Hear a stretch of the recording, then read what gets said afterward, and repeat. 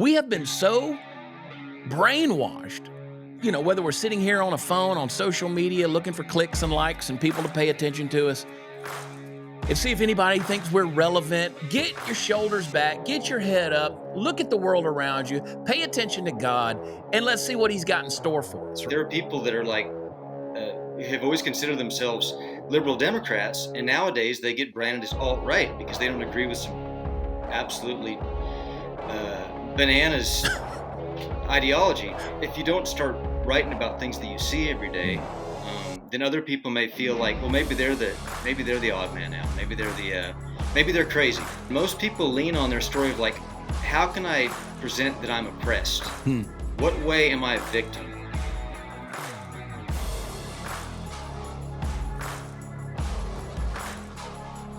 Hey guys, welcome to the Chad Prather Show. When's the last time you headed over to PratherTees.com? Prather, Tees.com. Check it out. We got some great deals going on, not the least of which are our little coffee cups that say the Chad Prather Show on there. You can represent anytime you want.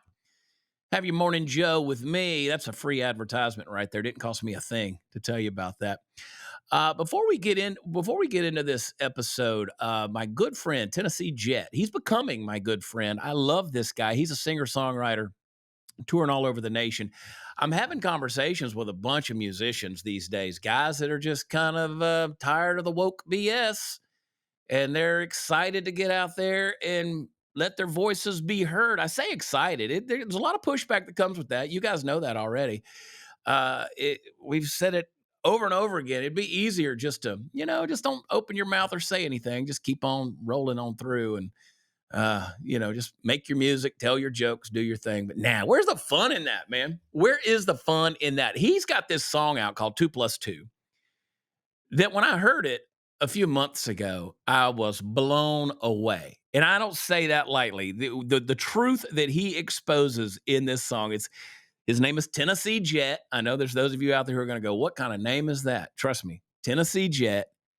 2+2. You're going to love this song. You get on your streaming service, wherever you get your music, you put Tennessee Jet in, you'll see 2+2. And he's got another song called JFK. You can only imagine what that's about. This guy is wrecking it, dude. I mean, just phenomenal. But the thing I want to get into today is how we're so focused on being heard. We're so focused on getting our story out there, having people understand us. I am guilty recently of wanting people to understand my problem, wanting to understand my stress and anxiety and the stuff I'm going through. And you get frustrated when you're not heard. And it leads to a victimhood. I'm misunderstood. I'm being rejected. I'm being isolated. I'm being put in a corner. Nobody gets me. I just want to quit. I just want to give up. And what happens in that is the content and creativity and the stuff that needs to be coming out of you in this world we're living in, it gets stifled. You bury it. And your story gets ahead of the content, if you will.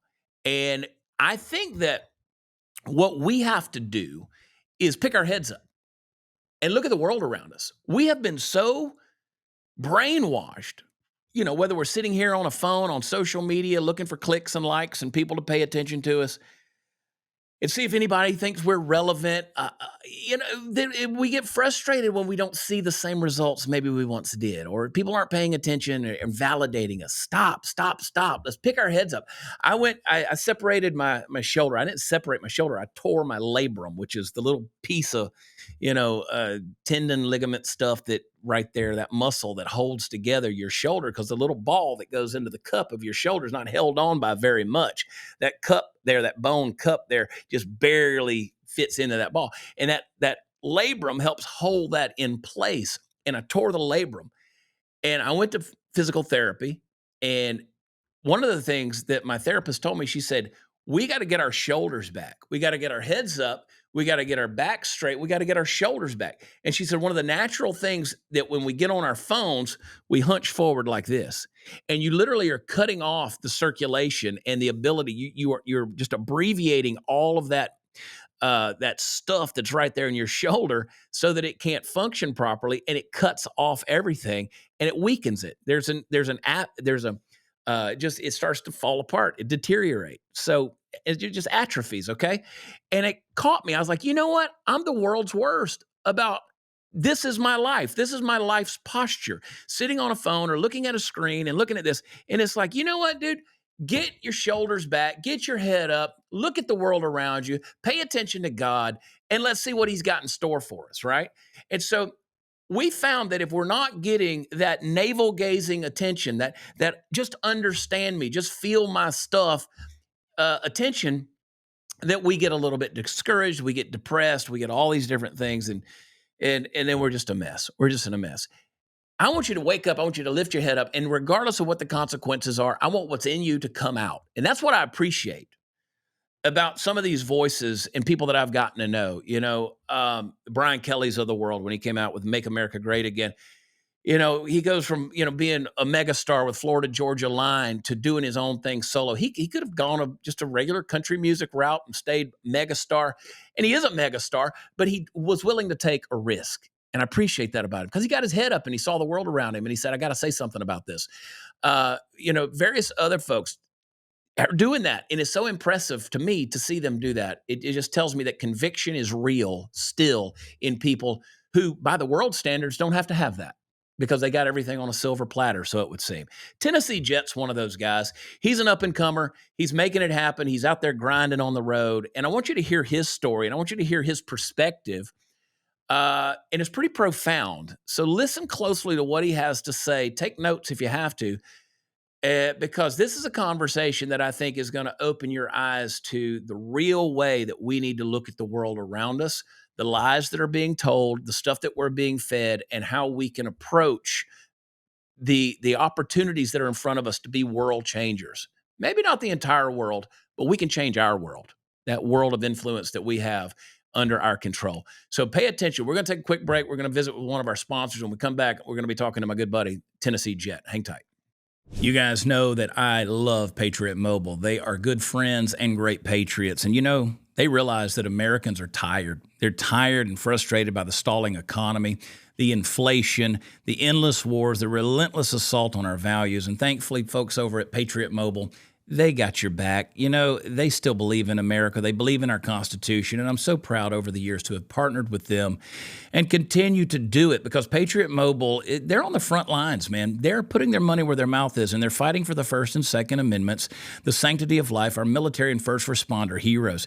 I want you to take a stand with them on conservative causes and put America first by switching over to Patriot Mobile today. You're going to get the same nationwide coverage as the big providers because Patriot Mobile, they operate on all three major networks, plus they back their service with a full coverage guarantee.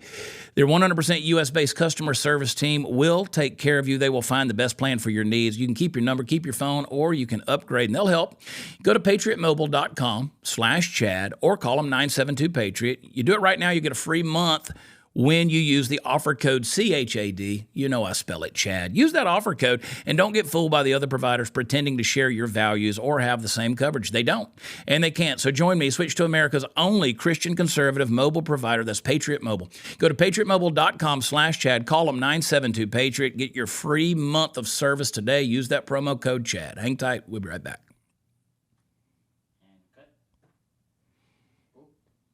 So a couple of months ago, I found this guy. I'm happy to have him on the show. I'm excited to talk to him, get to know him a little bit better. Tennessee Jet, brother, where are you and how are you doing? I am in Hugo, Oklahoma, right on the border of Oklahoma and Texas, and I'm Man, doing great. I'm doing How are you good. doing? I'm so glad to connect. We've been text messaging a little bit back and forth. I'm trying to remember. Somebody sent me your song, and I get a lot of stuff sent my way. People say, listen to this or whatever, and maybe you got a minute. And I was in a hotel room. I was actually ironing a shirt. I was doing domestic stuff to go to do a show. And I hit play on the thing and I'm listening, and I just stopped what I was doing. And I was listening to this thing and I go, holy crap. Like, this dude is saying some real stuff in this song. And I was blown away. And so I jumped over and said, I'm going to find him over on Instagram. Found you, shot you a message, and the rest is history. So here we are. Dude, you got some phenomenal music out there. Where did you come from? Tell me the story. Where'd you come from? Give me the biography. Well, I was actually born in South Dakota, but when I was about 5, I moved the family to Oklahoma, and I grew up in Oklahoma. I just started playing music. I was a baseball player really early on. Hmm. There was no there was sign up for Little League, but there was no sign up for being a band and go and be on the road all the time. And just started writing songs. I guess really in high school. I was not really a cool kid in high school. I was a like I said, a baseball player, and on the weekends I was usually studying liner notes, and I like when I get interested in things, I like to really devour them and understand the history of them. So there's a lot of country music history that I was studying, and it was the same with baseball, old baseball players and things like that. And then about college, I went to play baseball at Eastern Oklahoma State College in Wilburton, Oklahoma, and about I guess about halfway through my freshman year, I started realizing that there are people that show up, stoned and drunk and hungover from the night before, and they would outplay me. And so I kind of started realizing like maybe baseball is not what God has planned for me in this life. And so I would just I'd always just played uh, guitar in the dorms and just wrote Yeah. songs. And the players on the team would start kind of hanging out and listening to my music, and it be kind of, I guess, the light bulb went off. It's like maybe this is what I'm supposed to be doing. And so I started pursuing music pretty hardcore, and I've been blessed to have only played music for a living. I haven't really had very many real jobs. I've had a few, but not too many. Yeah. So It's that's funny kind of you where see that it got the to. baseball music connection that's out there. You know, my friend Ben Hayslip, we grew up together. We played ball against each other in high school, and then we took off to Nashville. He basically Ben told me when he was done at Evans High School, he said he threw his guitar in the car and said, "I'm going to Nashville," and now he's part of the Peach Pickers. They've written every hit I think Blake Shelton's ever put out, a ton of Yeah, stuff, and then yeah. a bunch of friends of mine just had Brian Kelly from Florida Georgia Line on the show. BK, he played college ball and then took off and decided music was his thing. So it's interesting to see that. You're right. I can remember showing up to a few games half drunk myself, sweating out the alcohol from the night before and stuff like that. But it's Right. funny. I miss all that, but yeah, it's interesting to hear you say that. You this song that you put out that I heard, it's called 2 plus 2, and basically the premise is 2 plus 2 is 5. Nothing adds up, right? It's very an Orwellian world we're living in. Do you think, because you've put out obviously some great songs? I mean, I've become a fan, dude. The music that you're putting out is phenomenal, but you decided to take a little more of a cultural bent. I hate to say political because it's cultural. You know, the politics kind of flows out of the culture. So you took a shot at some stuff, and it's easy when you do that, you get labeled, right? You start, oh, this guy, he's some right-wing Hmm. political thing or whatever, but you're not that. You're just somebody that said, listen, I see some bullshit Hmm. going on in the world today, and I'm gonna take my platform and I'm gonna use my voice to say something about it. Tell me about the process of like how that came about and why it mattered to you to put that out. Right. Well, I've always written. There's always been in my songs kind of shades of exactly what's in two plus Mhm. two, but they've just been maybe a little bit more under the surface. They haven't been quite as direct and blatant. 2 plus 2 just kind of comes right out and says things, whereas maybe previous songs they would be a little bit more. There'd be a line here and there.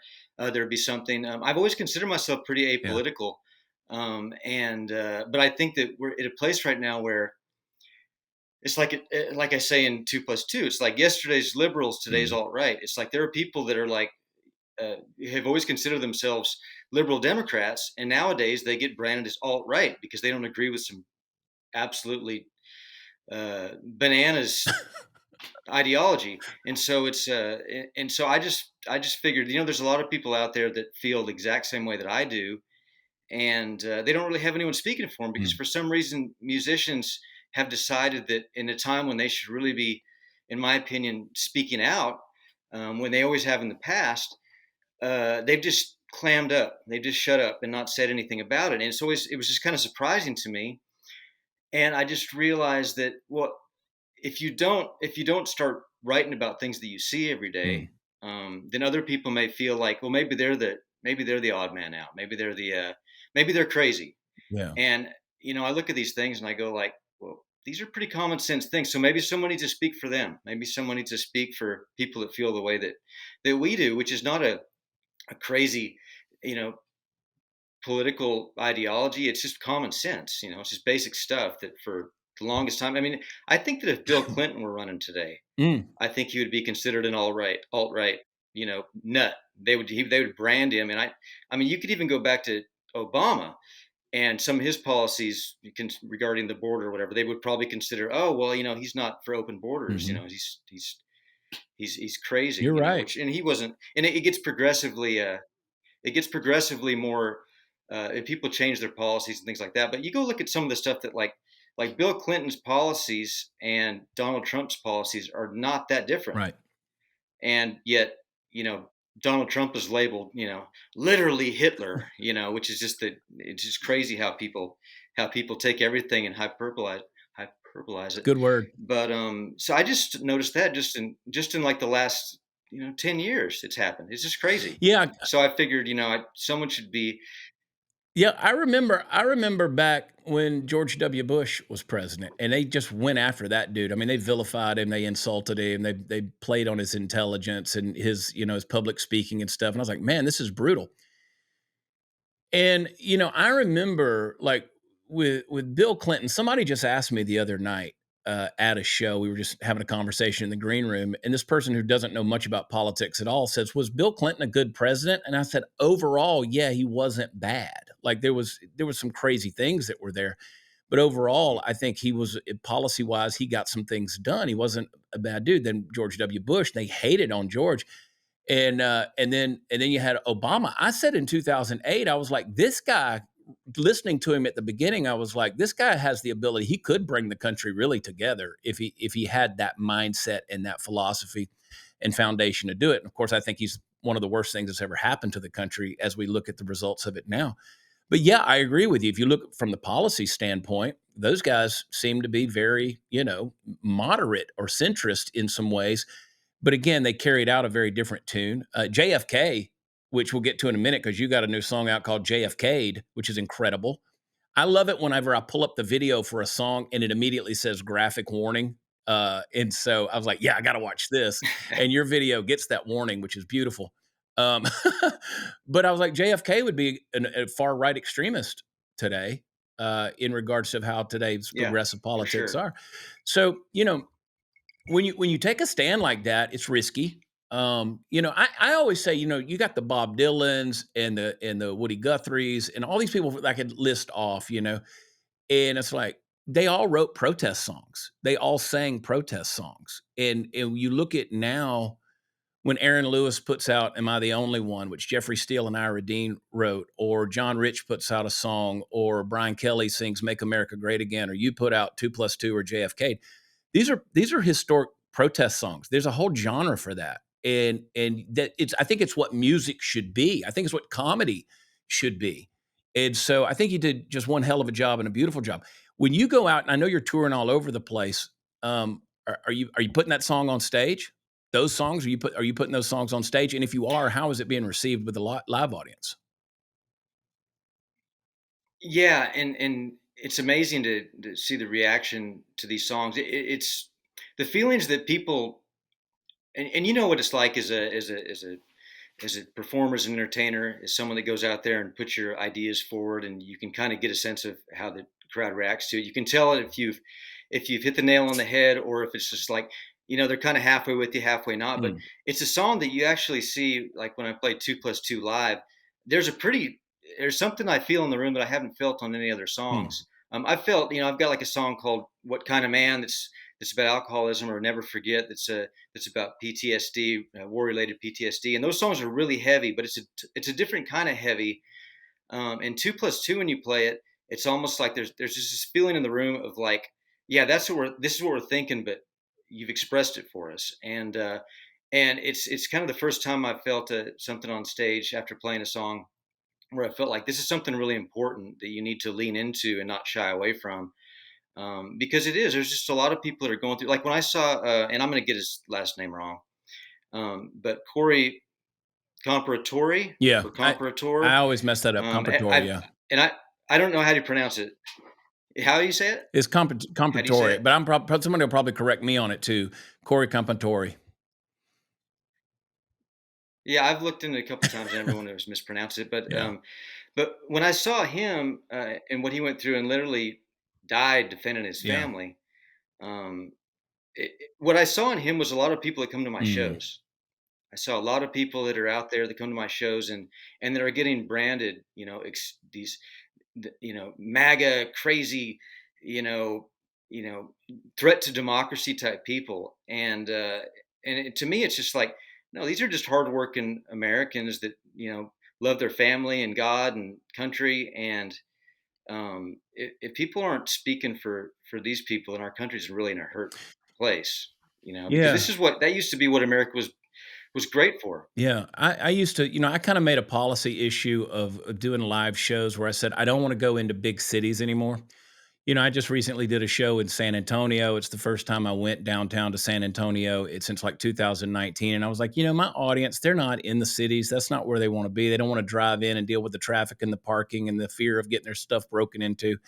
I want to go out to where people are. Right now we're working on a project uh, called We're There, which is a documentary that's put out about the 2 million acres that were burned in the wildfires in the panhandle of Texas that is a tragic thing, but how community showed up and really pulled together to help each other. And it's still a process that's ongoing. Those are my people, right? Those are the people that they're glad to see you, and they love this idea of they don't live on top of each other. They're used to relying on neighbors and community and that kind of deal. And when you sang a song like 2+2, I was sitting in that hotel room, dude, and I'm listening to it on an iPhone and it's playing through the speakers, and I go, "Damn, he just said that!" Like, wow. And it was great music. You remind me. I always hate comparing artists, but you remind me so much, and this is such a compliment. My friend Brad Skistimus with Five Times August, he does a lot, and Mm. you guys even have a similar sound in some ways. And Brad is a good friend. He's been on this show. He's no stranger to our audience. He's been on multiple times. But again, a little more from the rock side, he's a protest artist, and I label him that. He probably might not label himself that, but he might as well embrace it at this point because that's what he is.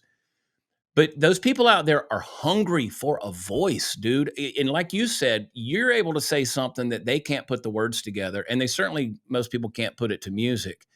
And it gives them a message. It's like, you know what? I was able to sing that. I remember this song, and I can remember the music. I might not remember the rhetoric. Like I can't remember a Jordan Peterson speech or quote, but I can remember what Tennessee Jet said in a song called 2+2, and that's a powerful thing to be able to do, man. It carries a great weight. Do you let me ask you this, because sometimes I wonder about myself.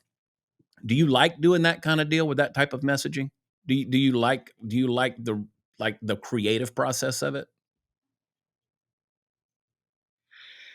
Yeah, it's interesting. That part of it has kind of been always something that just kind of came natural. I don't really even realize, like, when it's time to go back to the recording studio, I don't even think that I've written that many songs. And I start going through them and go, oh, I guess I have written Yeah. enough songs for this next process. It just I don't really I don't labor over the songwriting process too much.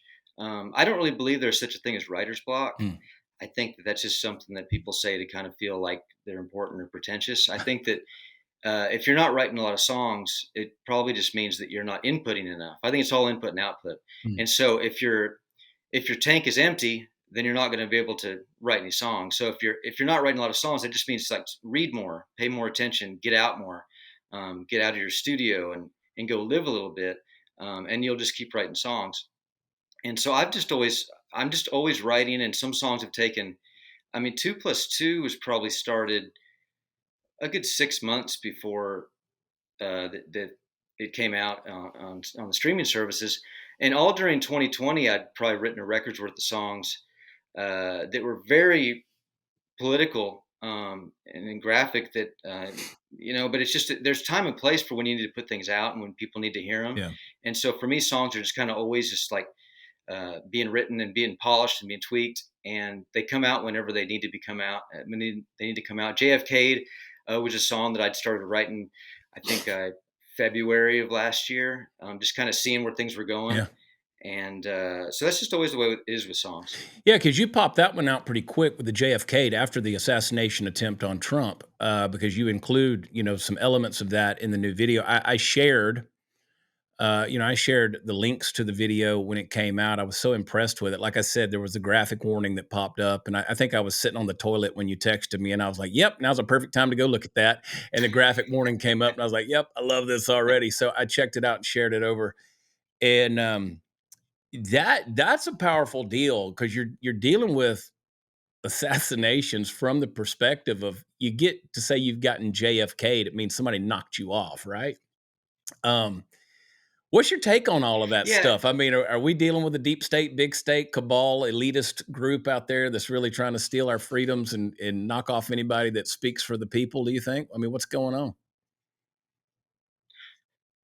Well, I think we've always been dealing with a there's a good versus evil aspect Mhm. to all these things, and I think we've always been dealing with nefarious people within our government and outside our government. And I think that if you're just any critical thinker and you're willing to go and do any digging, uh, I think it'd be hard to say that there wasn't at least something going on. Yeah. And when you start digging into especially JFK and then MLK, you start there are things that are just public record that are just not normal. But I think that we memory hole things, and I think that there's so much, especially nowadays. It's crazy. I think Trump was. I think it's a month ago to the day there was an Yeah. assassination Yeah. attempt on You're Trump's right. At life, the and it's time of almost this like that's recording, yeah. already like yeah, and it's like that's already something that people are just like, oh yeah, that happened, and we've moved on. There's been about 100 other things in the media cycle that we've moved on from. So I think that if you were to just stop and actually like analyze these things, it seems pretty apparent to me that there's something going on, and it's weird. People talk about there's what is it like 80 something days before the election, and people are making their making their suggestions on what campaigns should do and everything. But that's more time. I would argue that 85 days is more time than 85 days has ever been in the modern media Mhm. and political cycle. A lot can happen between now and 85. Kamala Harris might not even be the nominee in 85 days. True. There could be another assassination attempt on Trump's life or Elon Musk's life, or there's just a lot that can be going on. I think we're just in such a time where it's just like if I'm a political candidate, I would probably want to be peaking like 2 weeks before the vote because it's just like the You're things will right. get memory holed. You're I mean, right. what Trump did, the guy literally got shot, was bleeding, stood up and defiantly shouted fight with fist pumping in the air. And by the time the election comes, that'll be something you'll have to remind people of. It Yeah. won't just be something that's fresh in their mind because we're just constantly being inundated and our attention spans are so short. And so I just think that it's important to the actual things that are important to continually remind people of that, Yeah, dude. You and because there's gonna be something different th every single week. that's a profound point you made, several of them actually, and I agree with you because I it hit me so much in the last month. I was going through some personal things, and you know how life just happens to you, and it gets busy, and you start to get a little jaded by things and disenchanted.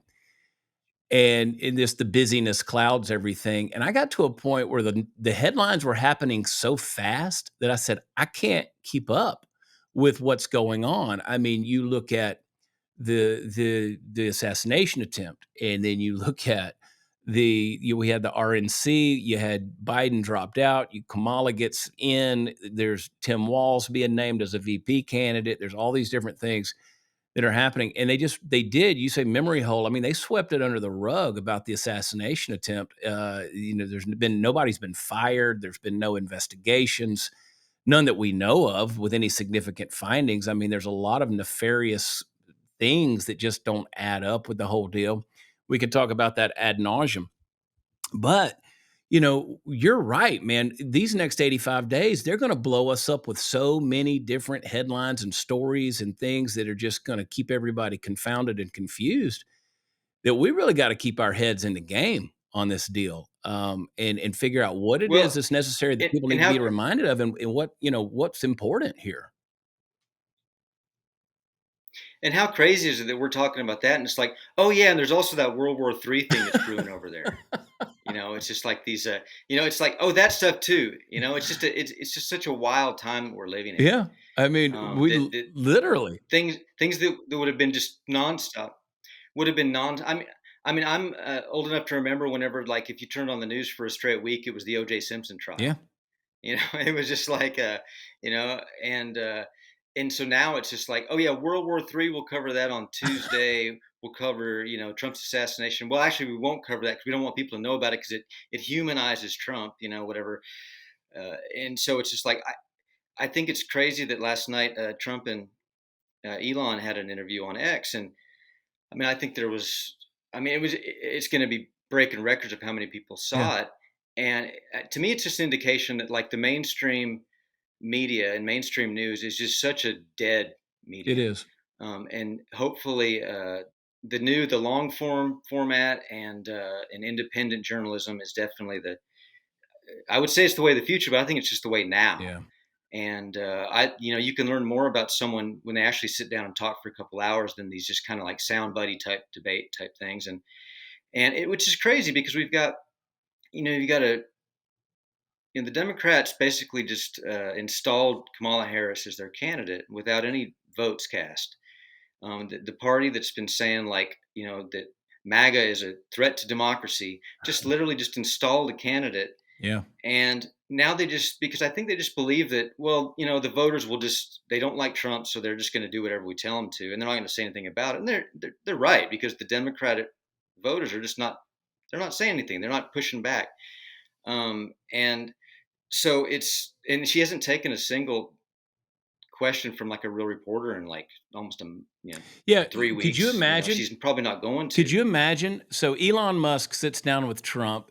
Well, not with him, but they were on the phone together and they do that thing. I think I jumped on when there was 850,000 people waiting and it was just dead silence. For a while, we couldn't get on. And then, like, I jumped on when there was about 850,000. It immediately went to 950,000. So it was well over a million people who were participating in that live. They went for over 2 hours, which Trump doesn't tell a short story, Yeah. right? He's got to belabor the point, and that's just Trump. But can you imagine? Can you imagine Kamala Harris doing that? There's no way. There's no way No, Kamala Harris sits down with somebody there's no way. to talk for over 2 hours to do. I mean, it would not make any sense at all. It would just be one big cackle fest. No. And you're right. There, not a single vote, not a single delegate did she earn. They were all given to her. And they go from 27% approval rating, which is the lowest for a vice president in modern history, to all of a sudden she's the messiah. She's this glorious deliverer, this anointed one that everybody thinks is amazing. We're in a weird world, dude. Like, we're in a weird world. Like, for instance, I'll give you a story. I'll get your take on this. You may not want to say anything about it, but I just watched a little piece of an interview, and it'll probably blow up and get viral here soon. But it might already be viral. I don't know at the time this comes out. But Bunny, who is Jelly Roll's wife, right? She's got her podcast, and she had Right. Elle King on. Elle King is kind of taking a break from music after the little Dolly Parton F bomb she was dropping at the Grand Ole Opry. And every time she's ever been on TV, she's drunk. And she admitted that, basically, and she goes to rehab or whatever she did. And she came on and she started blasting her father, who is comedian and actor Rob Schneider, and saying he's got all these crazy ideas and he's anti-LGBT and he's closed-minded and I don't associate with him at all. I really don't want anything to do with him. Don't want him in my life. And like, really blasted him. And I was like, okay, look, maybe you got some kind of parent-child trauma. I don't know what's going on. But what I heard in that, and I know Rob Schneider. I've been with Rob Schneider. He's never been anything but kind and gracious when I'm around him. But I don't know his home life. I don't know any of that.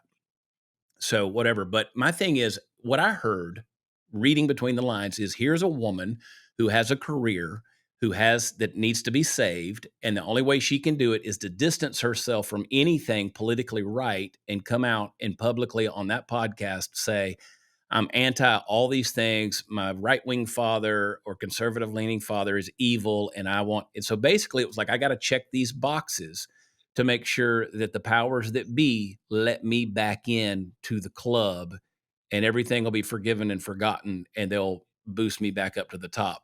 That was my take on that. What do you think about that world that we seem to be living in when it comes to controlling the narrative, controlling the people with the voices, controlling the platforms, and so on and so forth? What do you think about that?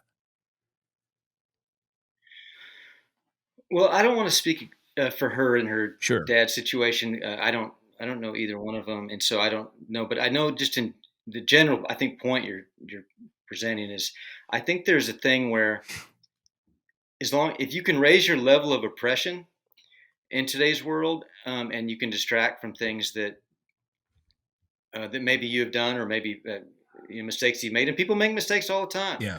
There's nothing, people are fallible, people are sinful. Mm. But if you can deflect, and I'm not saying she's doing this, I'm just saying that, like, it's maybe, I don't know. Yeah. And you can increase your level of oppression, then you will be welcomed into the Yeah. community that writes most of the stuff, the media, the people that make films, and the thought leaders Yeah. and movements. Um, I think that we're in such a weird time. It's like every time someone releases a new record, and I always like, it's a strange thing when you release a record, because especially if you're working with a PR company, is, they're going, "What's the story? What's the Yeah. story? What are we going to tell people, like, so to get them engaged in this?" And most people lean on their story of, like, how can I present that I'm oppressed? Hmm. What way am I a victim? How have I been marginalized? Rather than just saying, like, "Hey, here's a record of songs that I wrote that reflect the world that I'm living in." You can't do that. That's not enough. They want to say, like, so and so had a really hard time because they were, a Native American, but they didn't grow up on a reservation, so Hmm. therefore they're an outsider, and they don't. The things get crazy. I've actually seen, like, I've seen people promote records that way, or it's just like, so and so can know, so and so was, addicted to something, now they're not addicted anymore. That's fine. That's great.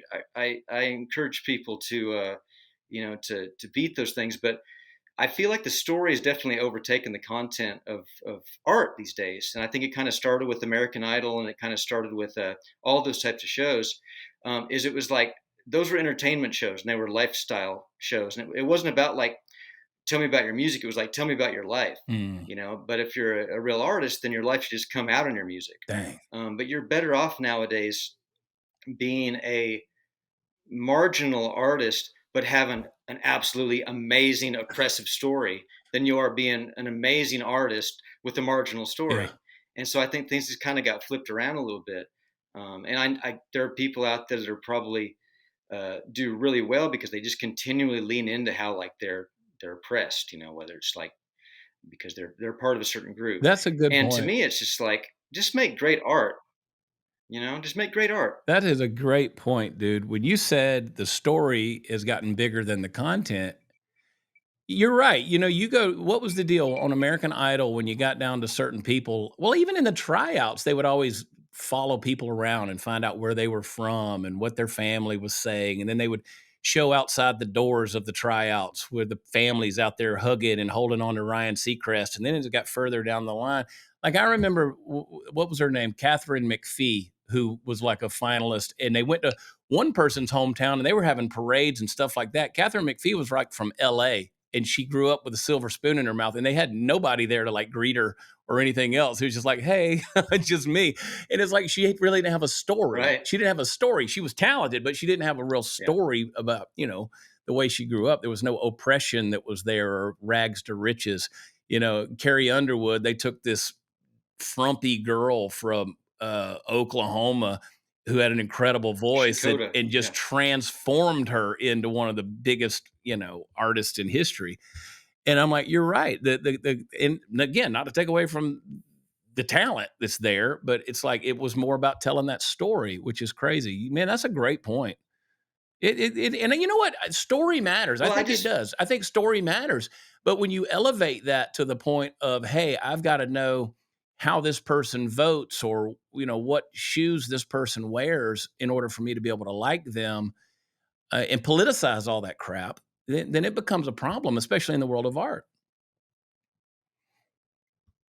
Yeah, I mean, story definitely, especially if there's a story behind something. If you, like, I grew up loving Merle Haggard, and you you read his autobiography or Waylon Jennings or Willie Nelson, those Yeah. people, and they did have some pretty crazy stories. Yeah. Um, but I think that if their music sucked, it'd be like, well, that's a crazy story, but you wouldn't listen to them. I just think that people like there's a word that I've been hearing even more so in the last. I feel like the word of this year is going to be authenticity. Mm. It's like that's the new buzzword that basically just means like honest or real or organic, and everyone's like, "Oh, this person's just so authentic," and it's just kind of the new thing but and it usually is because there's someone's story is really engaging, and I just really don't care.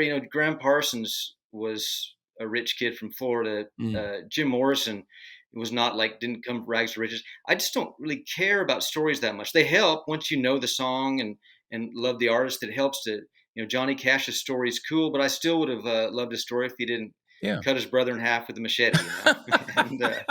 and so I did a so bad it's so it's thing. like you did a bad thing. I did a bad So it's thing. just like, Cut my brother uh, in half. but it's just like he didn't really shoot a man in Reno just to watch him die. Right. I believe that he's when he sings it, he delivers that story just like a great actor would. Um, but in the end, I think story is so overcome artistry. I think that's why we're getting a lot of things that's just like, well, Yeah. the art's not that great, but the stories are engaging. That's the thing I And love so I about. think we're kind of in that place right now. I don't know if you've seen the Tales from the Tour Bus that Mike Judge did, where he animates the real stories of the people Oh who yeah. travel with Johnny Paycheck or George Jones and those guys. And it's like Hmm. those were the stories before the internet. Those stories weren't told. I mean, those were eyewitnesses. Those were people who were on the bus, on the road, at the shows, who saw these wild and crazy things that these artists did. And we would never know those stories because, again, everybody didn't have a camera in their hand, and videoing everything. And there was no TMZ and there was no TikTok. And these guys created what they did, which was so phenomenal, that was world changing and legacy building. And then now we tell the story after the fact. We go back and tell the stories, and you were like, I never knew that about that guy. Like, I never knew that, Johnny Paycheck's bus driver wouldn't pull over. So his road manager shot the guy in the ear, so he could go. So Johnny wanted a double cheeseburger. Like, we didn't know those stories. And you're right. Now we have the story or the person's life in front of the art, and I think it's suffered because of that. That's a great concept, dude. I never have thought about it like that, but that's the truth. That's the truth. And authenticity.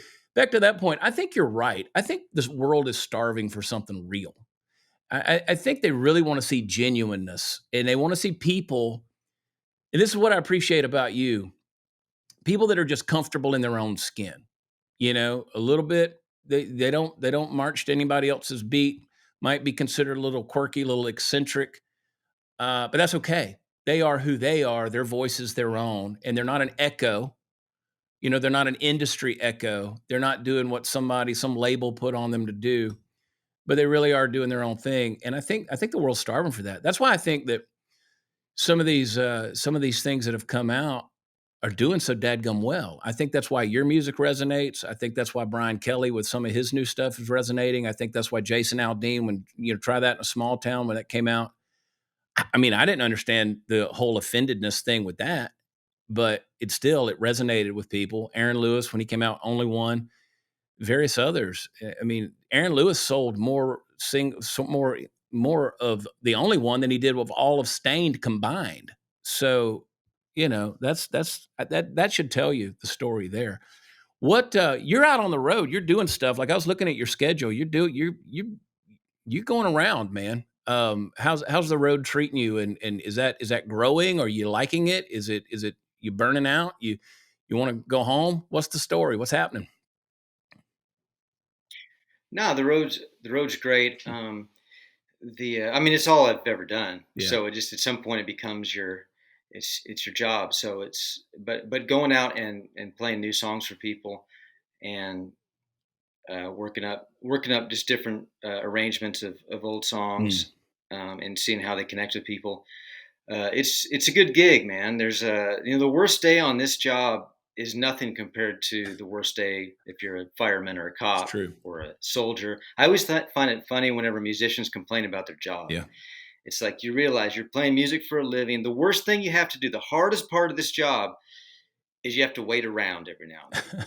And you do have to wait around. There's a lot of A downtime. lot of waiting And you got to around. drive. It's just like, but it's just like, if this is as, if this is as bad as it gets, you should just like probably just shut up because it's a good gig. Go to any other person's job, even people that just work, whatever the job is, anything that's 9 to 5, where you've got to get up and you've got to show up to work on Monday and you've got to clock out on Friday. Um, you don't have the option to just say like, you know what, I'm not feeling it today, Yeah. so I'm just going to kind of do nothing. Yeah. And And having a and boss and somebody to answer to if you're and a a musician, clock you to can do play. that Yeah. often. I mean, Yeah, brutal. That's the thing. it's a good gig. So musicians, Yeah, I woke up a long time ago and said, I just want to make a living being myself, right? I don't want to clock in. I don't want a boss. I don't want anybody telling me what to do. Um, that ain't always easy because, God knows I'm good at messing up. And we all are. But, I was saying, I was in the shower of all places. This is an intimate conversation. I've already told you about being on the toilet, and I'm telling you about taking a shower. I was taking a shower the other day, and I was like, "Gotta go! I gotta go to the airport. I gotta get on a plane. I gotta go do a show." I'm turning around and coming right back, and I was like, Why are you complaining? What a blessing that people are going to show up and they're going to be excited and rowdy and ready to go and have a good time, and they're going to tell you how great you are, and they're going to come hug your neck and take pictures with you, and you're going to sell them a T-shirt and sign it for them. I mean, like, it's a pretty good life. You're right. The worst thing you do is sit around and wait, and the travel is tough, but yeah, it's a blessed life, man. It is a truly blessed life. I mean, it's only human nature to, at some point start, seeing things relative to like your own existence. So you're gonna start finding things that you don't like. I'm sure that no matter who you are, there's probably going to be things where you're going to find ways that you're stressed out about them, when compared to most everybody Yeah, else there's no reason to be stressed out. yeah, But it's an interesting thing.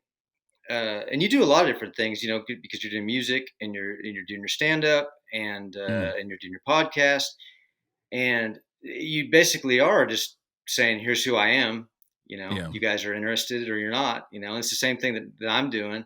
I find it interesting too that, um, when you're on stage, you mentioned something about like your crowd, and they're showing up. When you're playing to your crowd or you're playing to a new crowd that you've got to win over. And there's always a little bit of a combination of the two. right, But there's definitely certain times when you show up, it's like if I'm showing up at a show and everybody's on the rail with Tennessee Jet shirts and they've been waiting and they're just like ready for a show, or you show up to other places and maybe it's not your audience, but you're trying to open up a new market. You I think that you play different depending on which crowd you're playing to, and I think that I want to relate this to the way that people, I feel like we're all tribal, and if you think about it, people don't want to go against the grain because they'd rather be playing to their own crowd, and they'd mhm, rather kind of be in that environment.